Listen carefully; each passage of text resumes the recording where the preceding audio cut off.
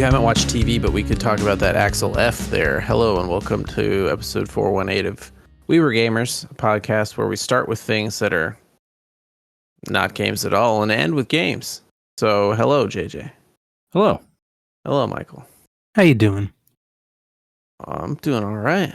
It's a wonderful, nice, cool, brisk day.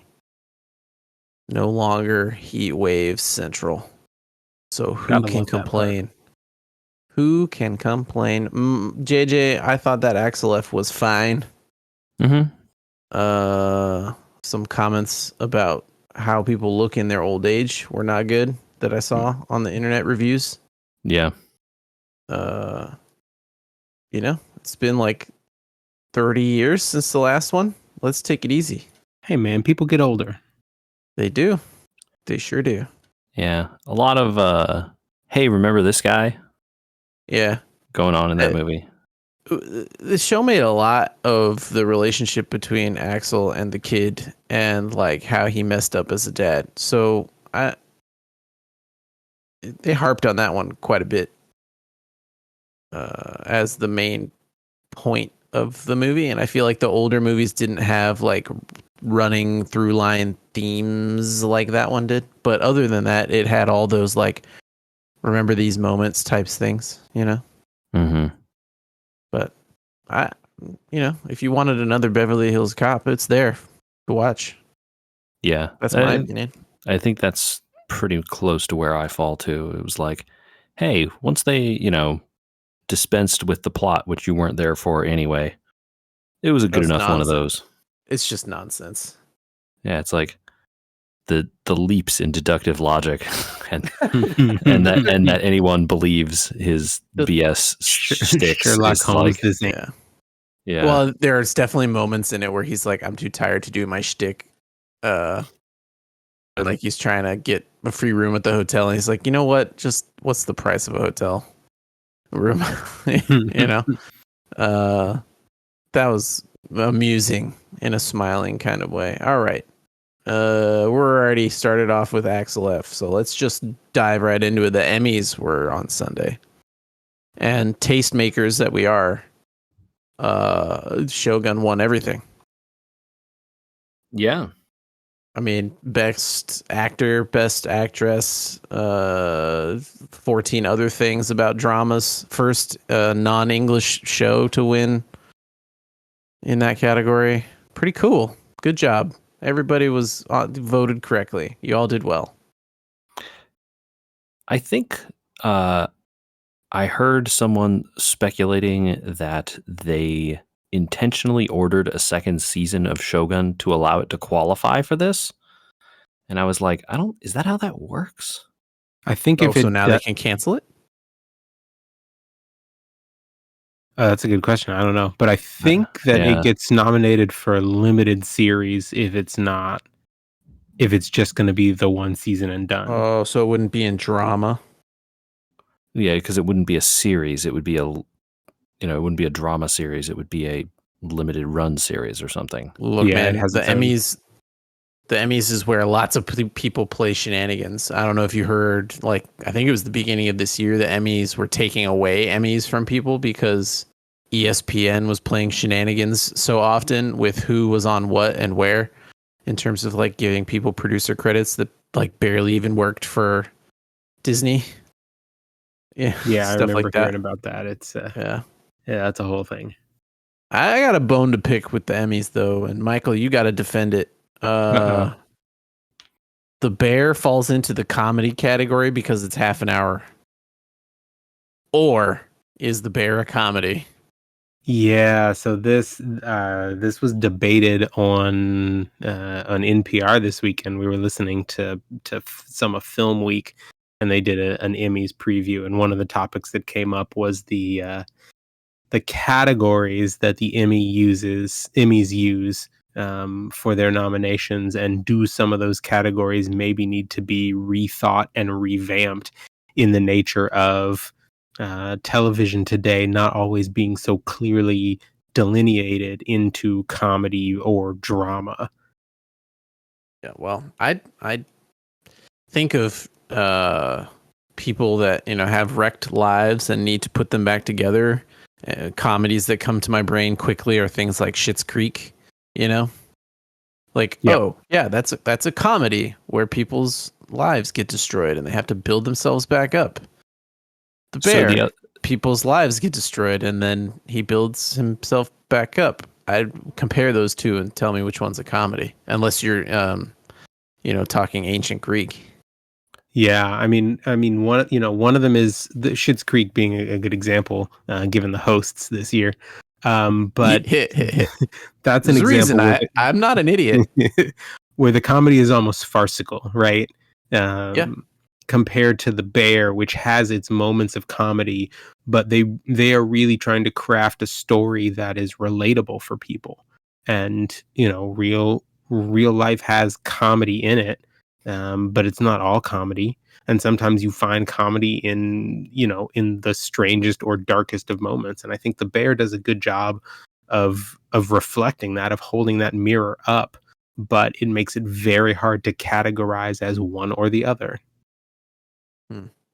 I did read about this before bringing it up. I'm not trying to jump on a bandwagon or anything else, but I try to listen to my friends when they talk about things, and I was listening to some people's opinions about why they would define it as a comedy. And one of those things mentioned was, oh yeah, finding funny things in dark places. And people mentioned stuff like when she crashes the car through the wall, or when this happens, or when that happens. And I said, I wasn't even amused smirking at most of the things people said were funny. Maybe it's like a third level funny where it's like, oh, thinking back on it, it's kind of funny, like you would in real life. Like, oh, thinking back on it, remember when mom crashed the car through the wall? Like, I have moments like that in my real life. I'm not going to say what they are, but like, I still don't look back on those things and laugh. So, I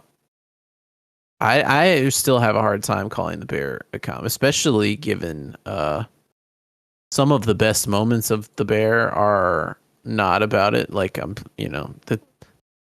there's very little laughing in that episode, Spoons, right?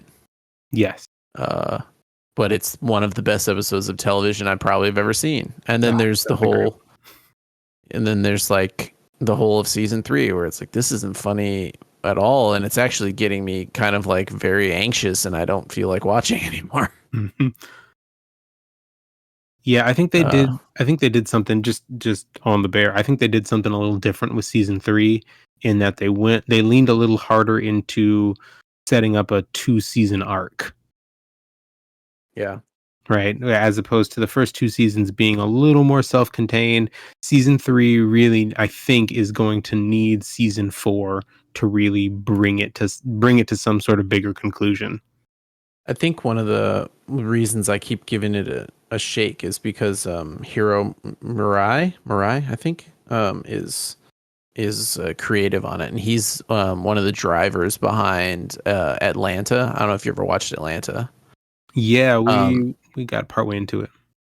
That is what I feel like maybe they started off by going for Atlanta, where it's like, oh, it's a comedy, right? Atlanta is very stressful and has a very deep storyline that is real life, is based in the stress of failure. It's all sorts of stuff. But like, then there's supernatural elements, there's comedy elements, there's lots of other stuff going on at the same time. And that's another one I compared The Bear to, and I was like, okay, I like The Bear as a drama, in a way, although a lot of the characters, very dislikable. And it's funny that they turn a lot of the dislikable characters into very likable people, which is a good thing. I think that's the point, obviously. Yeah. Anyway, weird that it was in comedy, but the conspiracy theorist is entering the chat. Yeah, here we go. The Bear assigned themselves as a comedy because they thought they couldn't beat Succession in the drama category, and so they could win in the comedy category. Dang. Well, there you go. I have never seen Succession. That's gonna hold back my statement that The Bear probably could have beaten it because it's a half-hour show and everyone's watched it versus people like me that Succession. I'm like, I can't get into it. I don't have time. But you can see that it has picked up many Emmy wins over the last few years. That is true. So That is true. Yeah. Yeah, it reminds me of what was that show that was ostensibly about Marky Mark that wasn't with Jeremy Piven in it. Entourage. Yeah. Entourage, yeah. Yeah. That Succession is not about the same thing, but the drooling over it reminds me of the Entourage days. Say, hey, if we're talking about food, I don't know if you guys, Michael, do you know what Chow Chow is? Chow Chow. Yes, I do. It's a condiment, Yeah, it's like almost like a like a relish. relish. Yeah, like a pepper relish almost, or like a Yes. tapenade of peppers. Yes, I am a fan. Okay. I discovered it years and years ago and had found a place in LA that was making it. And I don't know what happened. Oh, they ran out of stock. This place was so popular. They ran out of stock one year and I forgot to order it. I usually ordered it around Christmas time and gifted it to people because this lady was making this one with olives in it and it was amazing. They're out of business. I went back a year later and they're out of business. Just boom, gone. No, Hmm. that sucks. Yeah. Have either of you kind of found things in recent years that kind of, since I guess maybe COVID was the impetus for this wonderful woman to make this stuff in her kitchen and sell it, you know? I was reading articles about how, you know, restaurants survived COVID by doing this sort of online sales. And we were talking a couple weeks ago about how I had to go to that influencer restaurant because everyone loved it. And the only way I could buy lunch was to not wait an hour and buy online. Mm-hmm. The experience of finding something new and good is good, but at the same time, are we going to run people out of business because they think they can survive selling things online? And then when they either run out of stock or they run afoul of regulations in certain places or whatever, they're going to get run out of business?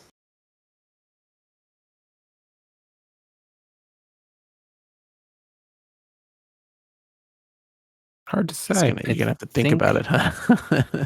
Yeah, I think running an online business is actually just really hard these days. So many people are captured by Amazon. They're just like, Amazon, beep, boop, boop, order whatever, right? So, you know, how is Little Susie's Bakery online going to get any traffic? Mm-hmm. You know, yeah, your friends and family will go there, or if you have a storefront, maybe you can get some people there, but like people don't go to places generally.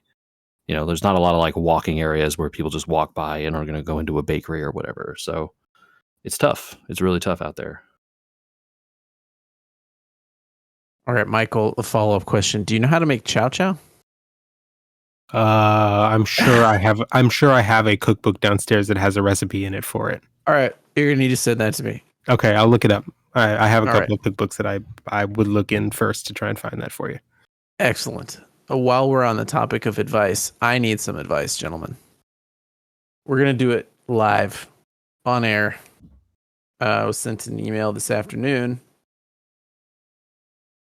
ESPN Fantasy Football wants me to know that a trade proposal in my league is in my inbox. Oh, okay. Yeah.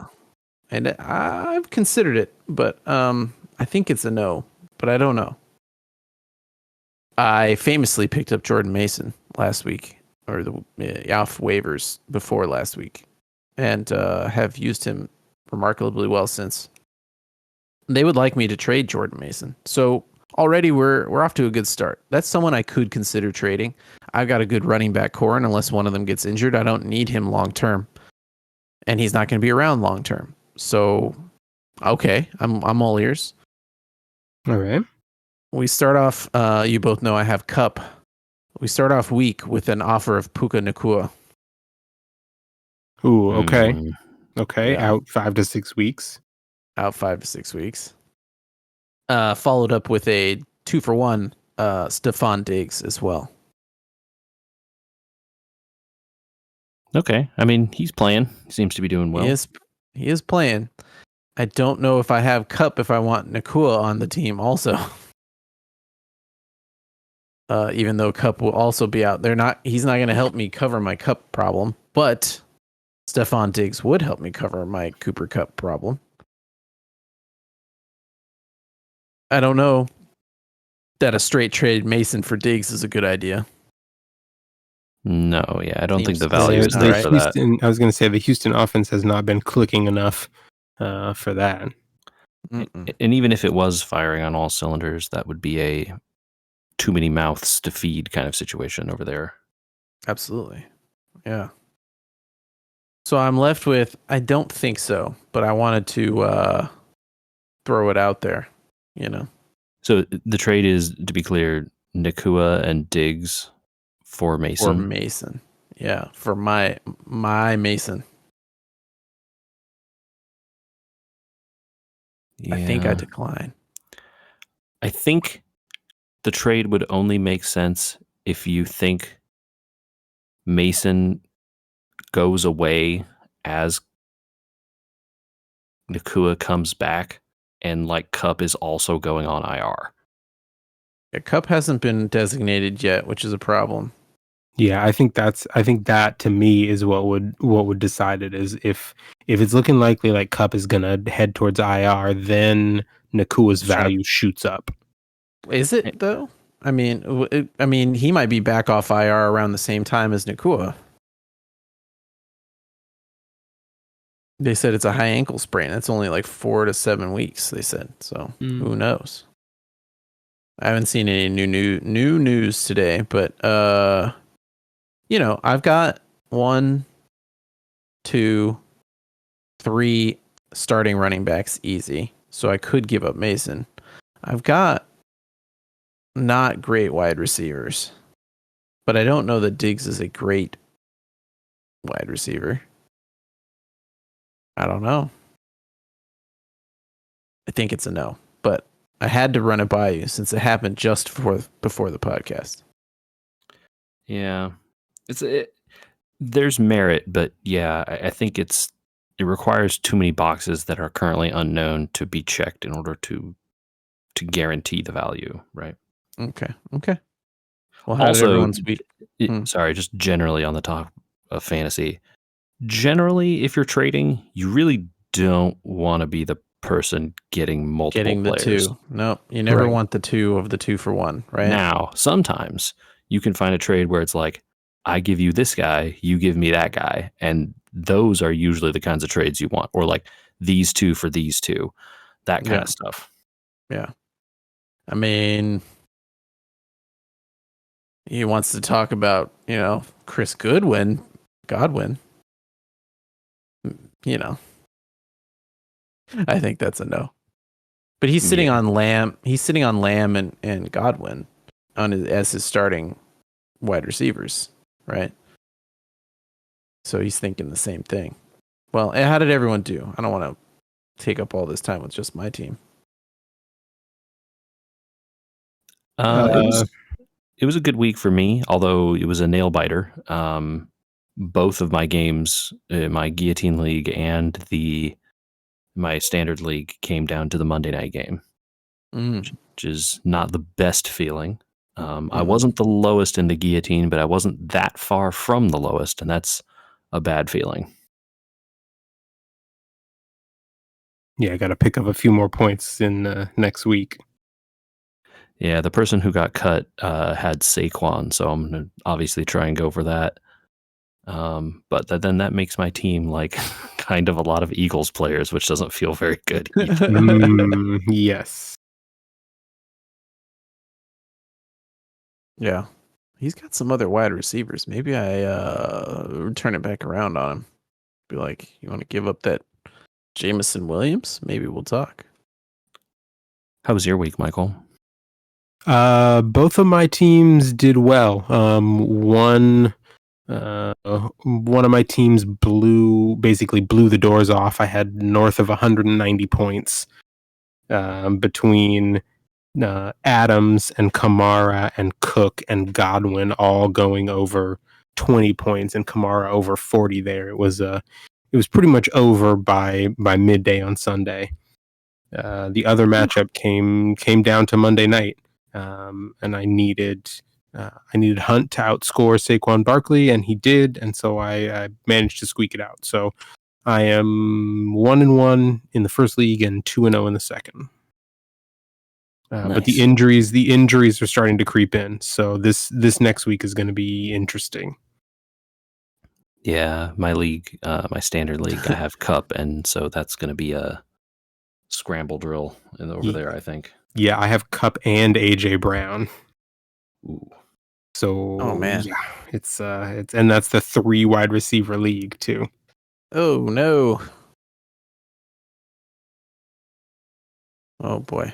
So we'll see. I drafted wide receiver heavy intentionally, and it's looking like it might pay off because I have some depth at the position to backfill in the meantime. But we'll see how it goes. My opponent this week, fortunately for me, has Tua as his starting quarterback and Love as his backup quarterback.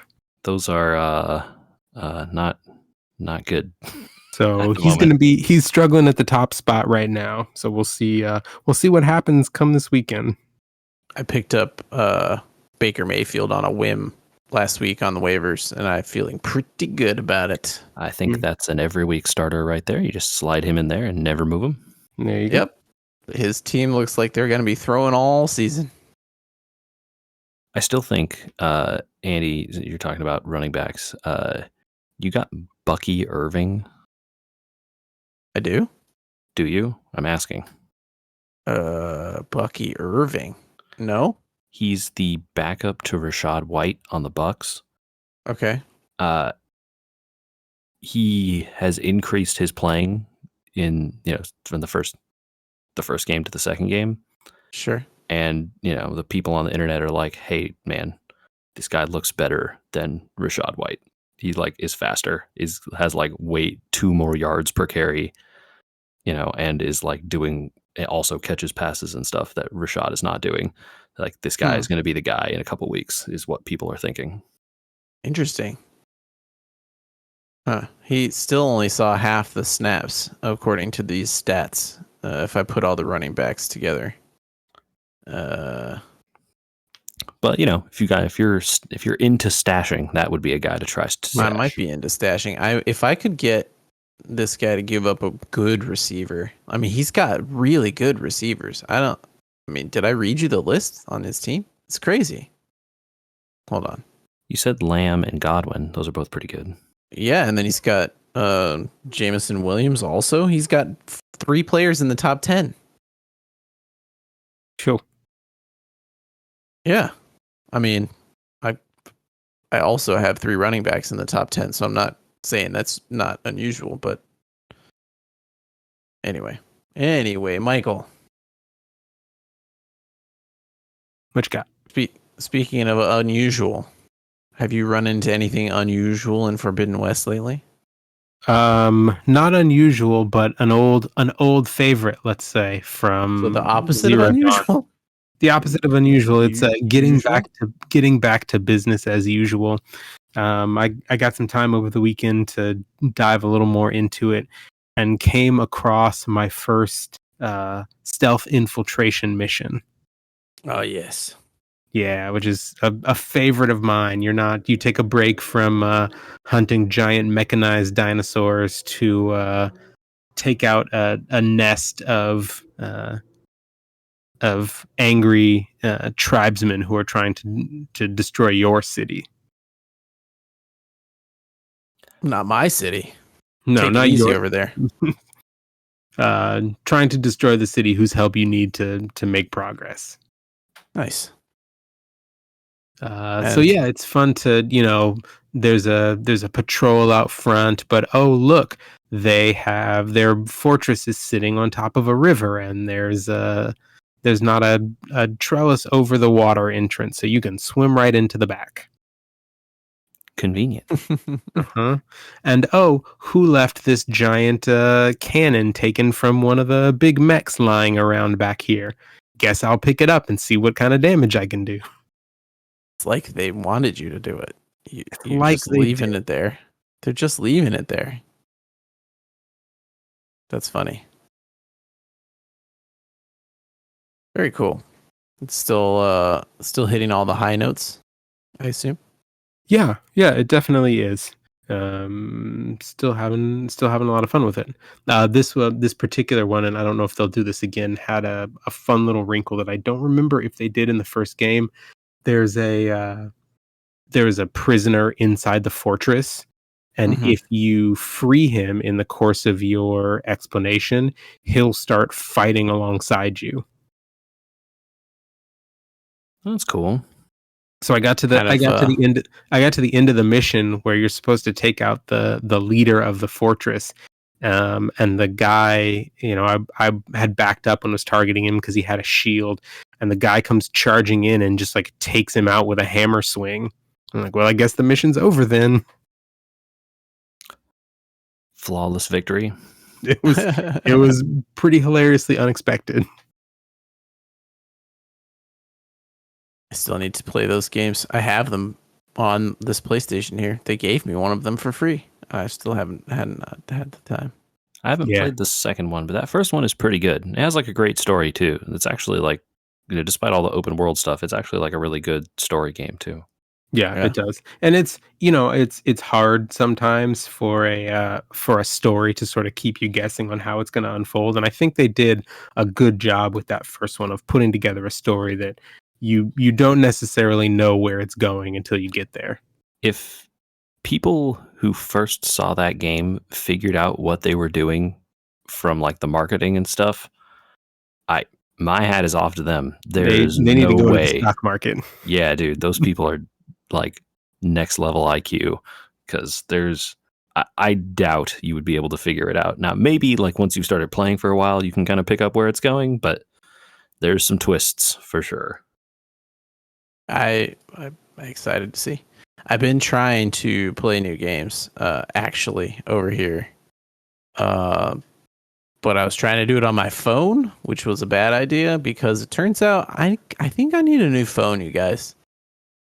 Mine is full literally all the time. Just all the time. There's nothing I can do about it. I've deleted as many apps as I can get by without. And just installing games on my phone takes up so much room. It starts freezing. I was trying to play some games to talk about from Apple Arcade, and I got the game installed, and it was like not enough space to run the game. You need space to run the game. I'm like, what? Are we sure that it's only games that are taking up space on the phone here? No, we're not sure. I'm looking at pictures mostly. It's text messages nowadays because they store the pictures in the text chains, even though you've downloaded the pictures into your docs. And unless you want to delete your whole text chain or go into each text chain and delete the photos individually, I mean, it's kind of crazy. I think it takes up like 13 gigs on my phone, just texts. All right, it's like pretty sizable. But I mean, how much storage does your phone have? Surely more than like 20 gigs. 60? Okay. But with app sizes nowadays, I mean, what is Octopath on my phone is 7 gigs. Yeah. The OS is probably 15, 16. You know, we're already over half. Yeah. Kind of crazy. I think I might need to upgrade to one of those newer phones. Maybe with How the old iPhone is your phone? 15. I have an 11, so 5 years. When did an 11 come out? Couldn't tell you. Yeah, I can't remember these days anymore. It's Yeah, got to be like 5 years. They're on the 16 this year. I'm looking at my phone, and I have 128 gigs of storage and Well, I don't. 67 are used. So yeah, I'm in there. Yeah, see, without even thinking about it, you're over the 60 that I have. I don't even think they sell 64 gig phones anymore. It's kind of crazy. Yeah, I think that's also part of it, right? Yeah, I think 128 is like the lowest I've seen, and that's for an iPhone probably, which will, of course, always be somewhat technologically conservative. Here, hold on. I can delete these videos of my Octopath clears and clear up like 2 gigs. Let me just do that. Oh, at least, yeah. Welcome to the party, pal. Nice. All right. Well, while you're clearing out photos, you should also tell us about clearing out tyrannid nests. Yeah, we talked about it a little bit in last pod, but I think it's worth going back into some. Oh my God, can I interrupt you? Yeah. One of the new colors for the new iPhone 16, JJ. Mm-hmm. It's blue and it's called ultramarine. A standard color, not an unusual color. I'm just saying, it's very funny.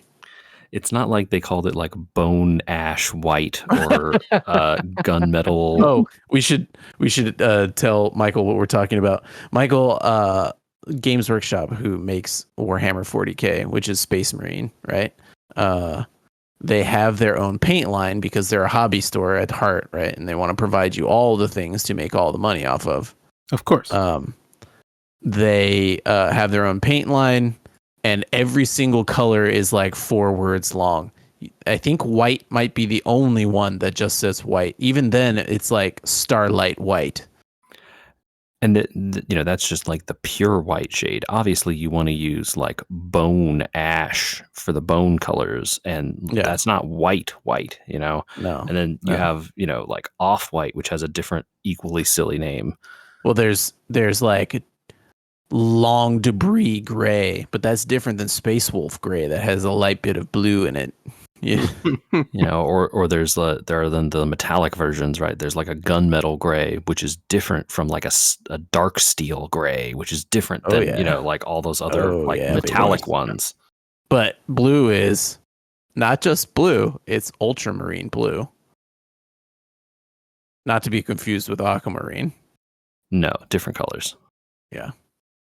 I think ultramarine is a color, though, right? Like that's it is a color. It is. Yeah. Ultramarine is a color. I'm just saying, don't confuse it with aquamarine. And it is also a faction of Space Marines, which is bringing us full circle here. Yeah. We talked about this a bunch yesterday, but we might as well, or yesterday, last pod, whatever time. Last pod, buddy. It's been a whole week. How does time work? We talked about this last pod, but Andy, are you aware of what's going on in the story in 40K these days? I mean, we talked a little bit about it. Yeah, they're like bringing Primarchs back. All the bad Primarchs are back. There's new Space Marine called Primaris Marines. Right. They're on a new crusade. There's a led whole bunch by of stuff going on. The Primarch of the Ultramarines. Rubutgiamon. Yeah, the Gilly Man. He supposedly claims that he spent a day talking with the Emperor on Terra. He sure did. He sure did claim that. Yeah. I told you last week that they're setting him up to be the new Emperor. And you were like, that's heresy. And I said, okay, man. Well, no, see, Andy, this is what I learned is he's not the new Emperor, but he's leading the forces in the Emperor's stead, almost like a guy you might call like a war master or something. Interesting. But he has a different title. It's not War Master, obviously. Couldn't use that one. That's no. Yeah. But and he's doing all this stuff. Very interesting to see where all of that goes. But effectively, the head of the Ultramarines is the guy in charge of the entire Imperium these days. Yeah. What are you going to say no to him? Are you crazy? No. So it turns out that the Ultramarines, as they are very ascendant in the lore. They're the first ones to get the Primaris Marines as well. Of course. They are. It does say Ultra right there. Like that means they're the most Marines. They're the biggest and the best. a jury's still out on some of that part. But you do play as them in this game. We talked about the lore a little bit of that you do play as the guy from the first game. Okay, what's his name? Do you know his name now? Because we didn't know his name last time. His name is Titus. Okay, that is not the same as the books. Got it. I believe books about Space Marines, and they focus about every Space Marine chapter. There's tons of books, but there's ones about the Ultramarines, and the main character in that one is Uriel, like the angel, right? I think his last name was Ventress. I don't know why I remember this. We're not going to talk about what happens in the first, second, third, fourth, fifth, and sixth books, all of which I remember for some insane reason. He's part of the Death Watch, JJ. Oh, well, so he's not in the Ultramarines. The Death Watch are a separate thing. He got sent to the Death Watch for bad reasons, which is why you get sent to the Death Watch. But Titus was also sent to the Death Watch, it turns out. I wonder why, yeah. At the end of the last game for... bad reasons. I mean, he was doing good things. You played as him, and you had a punch-out fight with a demon prince. Oh, so they put him they put him in charge of the Death Watch. They said reasonable, in the reasonable logic of Warhammer 40K that reasonable. You fought a Daemon Prince, so you've definitely been tainted by chaos. So you definitely got to go over Death here. Watch. See you later. Yeah.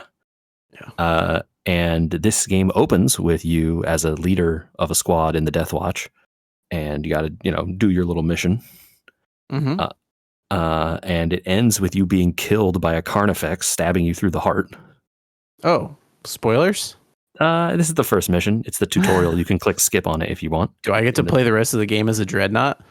No, you then play the rest of the game as Titus resurrected through the Primaris Rubicon surgery.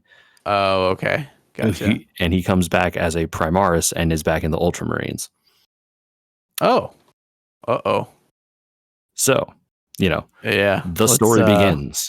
Yeah, the story begins. You're going to find out a little bit more than you want to know about Primaris Marines, I think. Yeah. So not as much here to talk. I mean, the lore is fun to chat about. I'm just saying, the only people that know how to make Primaris Marines are the Adeptus Mechanicus, so nothing could go wrong. Yeah, definitely not. I'm sure everything's fine. Mm-hmm. All hail the Omnissiah, right? Right. Which is definitely the Emperor, as they say. Has he met Marnius Calgar yet? Or is he dead? No. I don't even know where he's at these days. What does a chapter master do when the... Calgar's name has been mentioned multiple times, but he has not shown up yet. But the thing I want to talk about is the game is really cool. Like, I'm really enjoying it. It's, third person, first person. Third person. But you got a lot of they really nailed the feel of these big lumbering dudes with really powerful attacks.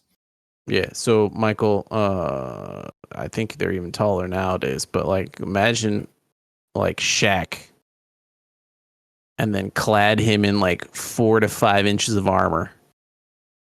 Okay. That has a gigantic nuclear reactor strapped to the back of it to give it power. And yeah, that's a regular Space Marine to a human. And that's a normal Space Marine. And then a Primaris Marine is 8 feet tall instead of 6.5 or 7 or whatever. Mm-hmm. And is even bigger and then has redundant organs or something ridiculous. I don't know. All right. Yeah. They're slowly and surely becoming Klingons, Andy. GMO people is pretty cool. But all that leads to in the game is you have various melee attacks for fighting the hordes of Tyranids that are swarming you all the time. A surprisingly in-depth combo system with both light and heavy attacks that do armor breaking. Oh yeah, that's a thing in 40K. Michael is hand-to-hand combat is really actually very effective instead of just standing and shooting at each other.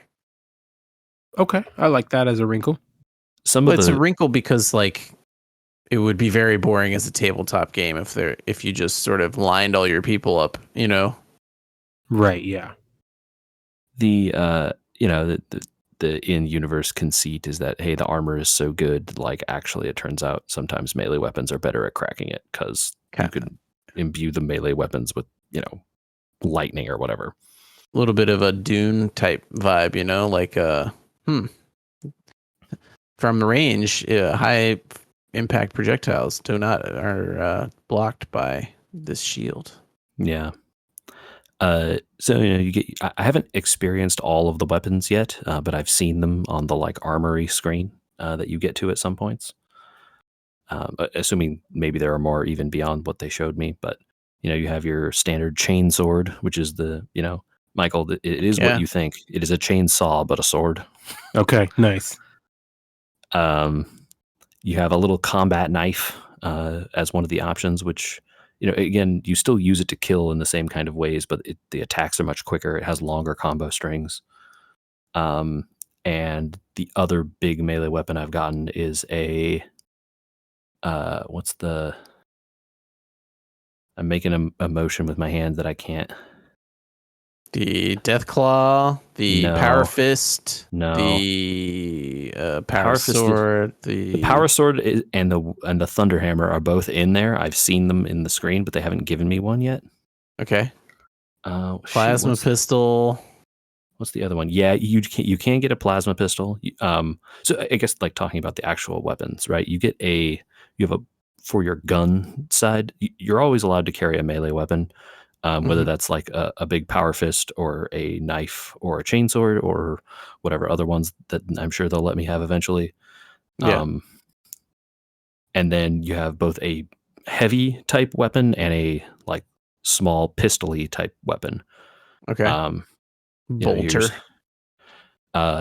Many different types of bolters. Many. Not even just a pistol, right? So like, a standard bolt pistol, but then there's a heavy bolt pistol. There's a plasma weapon. There's and they all have like different statistics. It's like, oh, the rate of fire on this plasma one is really slow, but you can charge it and that does a bunch of damage, right? Yeah. Can they overheat and melt your entire hand? They definitely can overheat. And then, kind of like you have to go, and like deal with, the fact that it's overheating on you and you can't reload. And then the guns it's like, oh, you have a bolt rifle, which is, you're like a 3-shot kind of with a very slight zoom kind of a weapon. There's a bolt sniper rifle there, which, does what a sniper rifle does. They got the Melta in there. That is like one of the class of like weird, like heavy weapons, quote unquote, that you can pick up that just sort of like replace your both weapons, and you kind of just have like they have a full auto machine gun bolter, right? That like full thing where the barrel spins up and all of that, and like you can't do anything else while you're using those, right? They use the word bolter, Michael, because all of these shoot bolts instead of bullets, and they're basically projectile miniature grenades. Okay, yeah. That's their standard weapon. It goes up from there in ridiculousness. Yeah, then there's all kinds of crazy, like, kinds of hellfire ammunition which explodes, and like all. Talking about this stuff really makes me love 40K and reminds me why I played the tabletop game for so long. It's fantastic and ridiculous. The thing about this game is it super duper is nailing the fiction and the like like lore and all of that stuff. You're on, you land on a planet with some Imperial Guard, and the Space Marines come out, and it's not like you're like on a level with these people. You're like 2 feet taller than them, so you're like looking down at these like short little people. And they're just like rolling with it, like, oh, we're saved. You're here, my lord. Like, you'll fix this. That's funny. Like, later, like you hear people going like, I can't believe we fought alongside a Space Marine and we didn't die. Very good. It's very good. And there's, the other thing that I've really liked, and I've only seen one instance of this, but I think it's like this for the rest of these.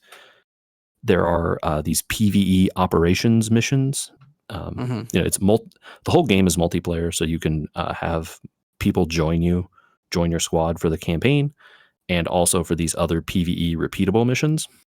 Oh, In the PvE missions, you get to customize your character a lot more. You have there's classes, and they all have different weapons and different skills and all this kind of stuff. And you can level them up and unlock new weapons and new customizations and all kinds of that whole kind of thing. But you can pick different Space Marine chapters at that point. You can be a whole bunch of different choices on that side. But those missions dovetail with the story. oh, And so as you're proceeding with the story, you get to a point where it's like, Captain, the captain tells you, Titus, we're going to break into 2 squads and they're going to do this to set you up and you're going to do this other thing. And the squad doing that other thing is the operations mission that you can play. can you then go back to? Do you miss stuff by doing that other operation? How do you play it? Do you pause the main game? What? So there is How do you get into there? the game kind of gives you a little marker over one of the terminals, and you can go in and hit it, and it will take you to the different game mode. Okay. Where you can set up and do that. It obviously doesn't have any story implications other than Sure. they do the thing and then your mission is allowed to go forward or whatever, right? Okay. It doesn't, crucially, if you don't want to do it, it doesn't stop you and make you do it. You Right. can just, It's just kinda go forward okay, with it the story. happened. Yeah. Sure. But if you do want to do it, that's a really cool way to tie the PvE mission into the campaign a little bit. And then Yeah. it's like, hey, if you want to play these, it's fine. You could just go play these other PvE missions if you want, but Mhm. be aware you're going to spoil some of the story for yourself because it's going to talk about that stuff. Got So it. if you haven't gotten there, maybe don't do it. Right. Clever it's- integration. Yeah. And they do have a way for you to be like, I don't care. Let me play the stupid mission. Right. If you just want to be like, Right. I want to do this or whatever. And then from that same terminal where you go do these operations PvE missions, there's the way to enter the PvP stuff also, which it has Very, very cool. PvP fights for people that want to do that. I don't really. I want to try it, but yeah, I'm not.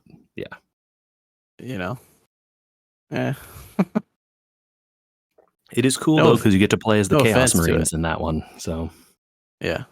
Well, I mean, no offense to people that do want to play them. I get it, but I'm just kind of beat up, man, from too much PvP as a thing for a while. yeah, that's why it's nice when you can take out your anger on some Xenos and just let them know by blowing up their entire squad with a giant grenade or whatever. That's all you need. Well, if people have other things that they want to do to Xenos, where should they send those? PG-13 or under? PG-13 would be podcast@wewergamers.com. Yeah, podcast@wewergamers.com, our email. Put those suggestions in a bolt rifle and fire them our way. Near us. Yeah. In our general area, not directly at us, please. Over there, please. But we do want to hear from you.